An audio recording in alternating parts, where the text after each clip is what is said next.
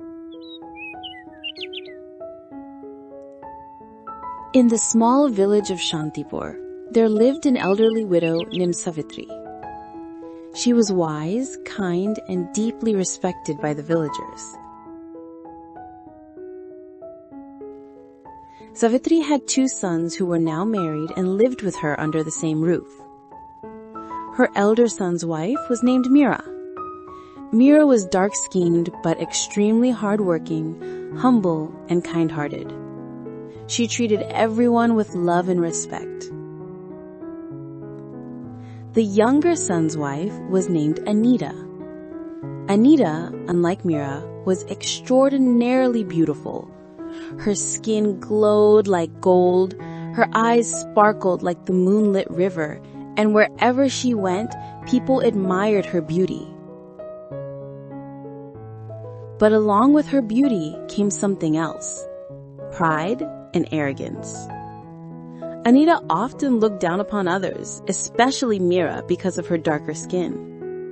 One morning, Mira called out, "Anita, could you please sweep the courtyard today?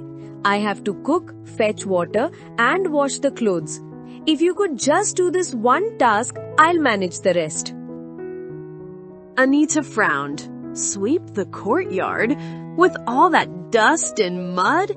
If I go there, my hair will get messy and my skin will be covered in dirt. How will my beautiful face survive such filth? No, I must come up with an excuse. She pretended to hold her hand in pain. Sister, yesterday I hurt my hand badly. The pain is unbearable. I can't possibly hold the broom. Why don't you do it yourself? All right, Anita, don't worry. I'll do all the chores myself. You go and rest. Anita walked away proudly, leaving Mira alone to handle everything. Savitri, the mother-in-law, noticed everything. She saw Mira working tirelessly while Anita wandered around admiring herself in the mirror. That evening, Savitri asked Mira, "My dear, why do you do everything alone? Where is Anita? Shouldn't she be helping you?" Mira replied softly, "Mother, Anita's hand is injured. She cannot work, so I asked her to rest." Savitri sighed deeply. "My child, I have lived long enough to know when someone is lying. Anita isn't injured. She simply avoids work because she thinks she is too beautiful to touch dust or soil. But Mira, don't let this trouble you. Your goodness will one day shine brighter than her beauty." Mira bowed her head silently. Later that night, Anita asked her husband, "Tell me honestly, who is the most beautiful woman in this village?" Her husband smiled awkwardly. Of course you are, Anita. She laughed proudly. Yes, no one else can compare with me. Honestly, I don't even know why your mother chose Mira for your brother. She is so dark, like burnt clay.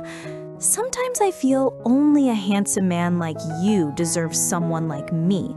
Anyone else would be lucky to have me. Her husband tried to calm her down. Anita, don't be so arrogant. Beauty does not last forever. What matters is the goodness of the heart. But Anita dismissed his words and turned back to her mirror. The next day, Mira called Anita to help her wash clothes by the river. At first, Anita refused, but then thought, if I go, people will admire my beauty again. Why not? So the 2 women went to the river.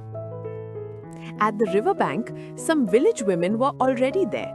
They whispered among themselves, "Look at Anita, Savitri's younger daughter-in-law. She is like a princess, so radiant. Yes, truly a beauty. And poor Mira, she looks so dark and plain.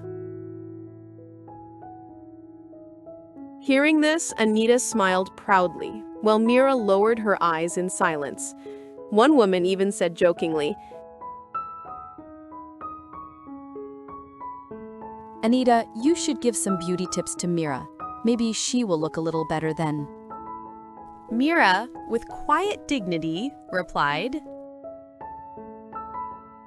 Sisters, God has given me this skin. I accept it with gratitude. I don't need to change it. Anita laughed sarcastically.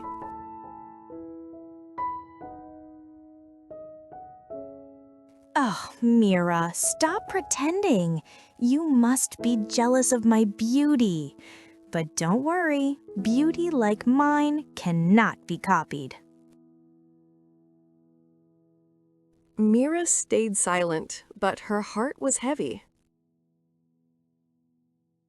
That evening, Anita saw an advertisement on someone's phone about a miracle beauty cream that promised to make one even fairer and more radiant. Excited, she begged her husband,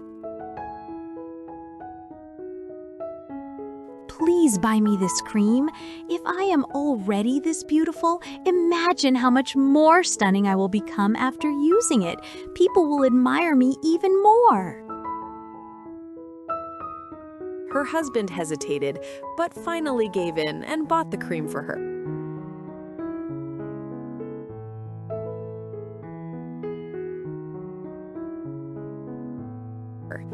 That night, Anita applied the cream all over her face and body and went to bed dreaming of waking up as the most beautiful woman in the world.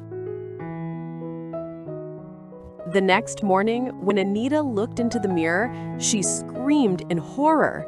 Her skin was covered with boils and sores. Her once glowing face was now disfigured. No, no, what has happened to me? My beauty, my face. How can I show myself to anyone now? Her husband was shocked.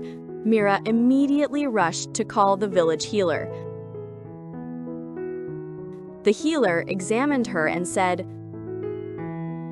This is the effect of harmful chemicals in that cream. But don't worry, with herbal medicine and proper care, she will recover. He handed some herbs to Mira and instructed her to apply them daily. When Mira began to apply the medicine, Anita cried out, No, Mira, don't touch me. If you touch these wounds, you might get infected too. Why should you risk yourself for me after the way I treated you? Mira held her hand firmly and said, Anita, you are my sister.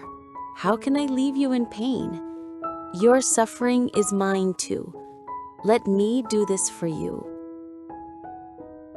Day after day, Mira cared for Anita, cleaning her wounds, applying the medicine, cooking for her, and comforting her.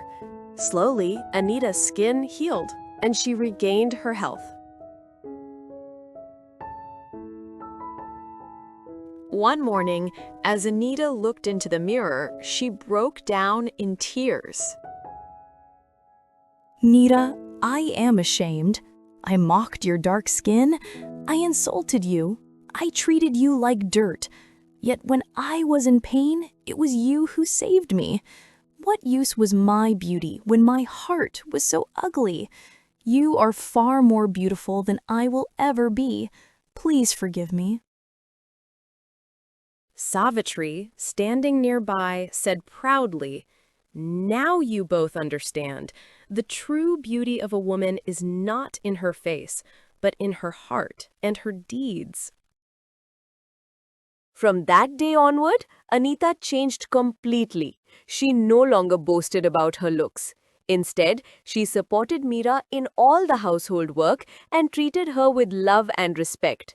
And whenever someone in the village mocked Mira for her skin color, Anita herself stood up and defended her sister-in-law.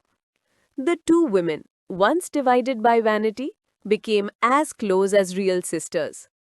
Moral of the story is, true beauty does not lie in the color of one's skin or outward appearance. It lies in kindness, humility, and the goodness of one's heart.